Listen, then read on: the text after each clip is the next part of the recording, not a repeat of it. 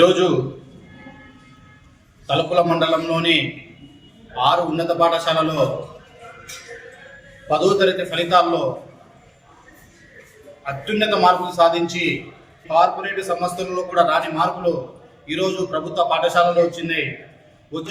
విద్యార్థులు మేము కడప నుండి ఎయిర్పోర్ట్ తీసుకొని హైదరాబాద్కి పిలుచుకొచ్చి ఇక్కడ ప్రదేశాలన్నీ చూపించి మళ్ళీ ఒక రోజు తర్వాత వాళ్ళ ఇంటికాడి సురక్షితంగా చేర్చడం జరుగుతుంది. ఈ కార్యక్రమాలు ఎందుకు చేస్తున్నామంటే విద్యార్థులకు చదువు అనేది చాలా ముఖ్యం. ఒక కుటుంబం ఆర్థిక స్థితులు మారాలంటే చదువు.